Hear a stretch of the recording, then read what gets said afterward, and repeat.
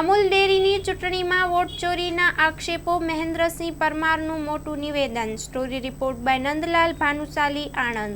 ખેડા જિલ્લા સહકારી દૂધ ઉત્પાદક સંઘ લિમિટેડ આણંદ ઉર્ફે અમૂલ પ્રાથમિક મતદાર યાદી તૈયાર કરવા માટે પ્રાથમિક દૂધ મંડળીઓ પાસેથી 31 માર્ચના રોજ આધારિત મતદાર યાદી પ્રમાણે સભાસદો પાસેથી ઠરાવ મોકલવામાં આવે છે અને એ ઠરાવ પરથી પ્રાથમિક મતદારોની યાદી તૈયાર કરવામાં આવે છે.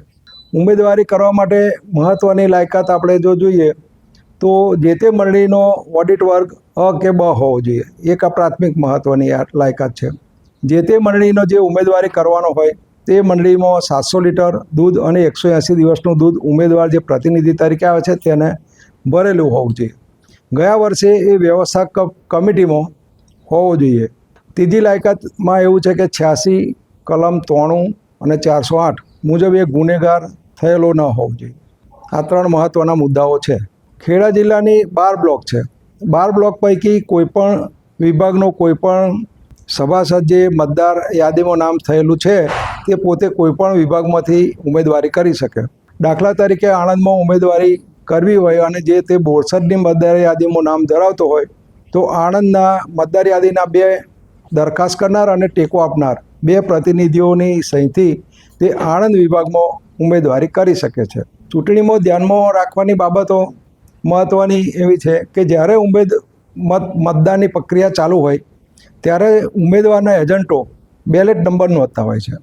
બેલેટ નંબર નોંધવાથી મતદારમાં કૃત્રિમ ભય ઊભો થાય છે કે ભાઈ મારું બેલેટ તમે નોંધી લીધું છે અને ભવિષ્યમાં જ્યારે ચૂંટણી થશે ત્યારે બેલેટ પર કોને મત આપ્યો એ પણ એ લોકો તપાસે અને મને કંઈક મારી મંડળીને કંઈક નુકસાન કરશે, એટલે આ રીતે એનો ભય ઊભો થાય છે.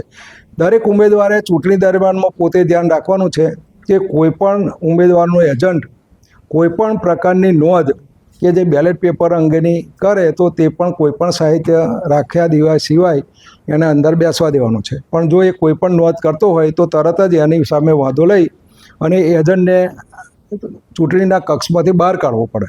ચૂંટણી પ્રક્રિયા બધાએ ચર્ચા તમે બધાએ જાણી છે બજારમાં કે ચૂંટણી પ્રક્રિયામાં ઘણા લોકોના ફોર્મ રદ થયા, ઘણાને વર્ક કરી નાખ્યો. હવે આ બધી પ્રક્રિયામાં સરકારી તંત્રએ ધ્યાન લેવું જોઈએ કે ચૂંટણીના નિયમો નંબર 4 અ અને 4 બ એનું અર્થઘટન બહુ મહત્ત્વનું છે.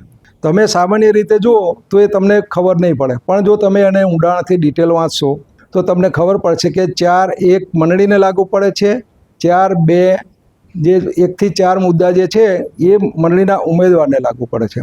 પ્રાઇમરી યાદીમાંથી આખરી મતદાર યાદી બહાર પાડવાની થઈ ત્યારે કેટલીક મંડળીઓને કલમ 86 તમને લાગુ પડે છે, 93 લાગુ પડે છે. એમ કરીને કેટલીક મંડળીઓ લાયકાત ધરાવતી હોવા છતાં એને મંડળીની લાયકાત ગણીને પ્રતિનિધિના બદલે એવી મંડળીઓના પણ પ્રતિનિધિઓને દૂર કરવામાં આવે છે. એ પદ્ધતિ રોંગ છે. એ લોકો કેટલાક હાઈકોર્ટમાં ગયા છે પણ એ ખર્ચો બધાને પોસાય નહીં, એનો ચુકાદો પણ મોડો આવે. એટલે આ યાદી જ ખરેખર વોટ ચોરી જેવી થઈ છે. નહીં કહેતા વોટ ચોરનું તંત્ર ચાલે છે, તો દરેક જગ્યાએ વોટ ચોરી આ રીતે થાય છે.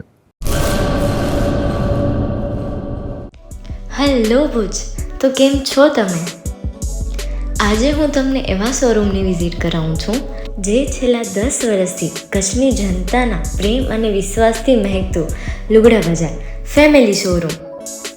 આ શોરૂમમાં સ્ટાર્ટિંગ પ્રાઇસ 399થી છે, જેમાં kids wear, girls wear, boys wear અને જેન્ટ્સ વેર અને લેડીઝ વેરમાં પણ ન્યૂ વેરાયટીવાળું કલેક્શન પણ જોવા મળી રહેશે.